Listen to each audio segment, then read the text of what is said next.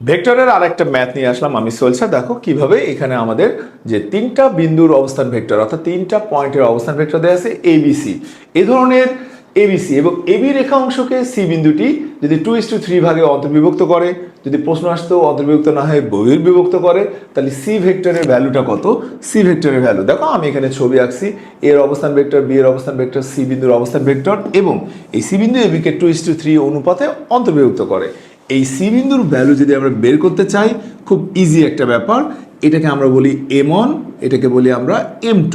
তো দেখো এটার ফর্ম হলো m1 বি বিন্দুর অবস্থান ভেক্টর মানে বি প্লাস m2 এ বিন্দুর অবস্থান vector a divided by m1 plus m2। তোমরা শুধুমাত্র m1 m2টাকে রিপ্লেস করো, দেখো 2b plus 3a divided by 2 plus 3, অর্থাৎ এটার অ্যান্সার আসবে 2b plus 3a divided by 5।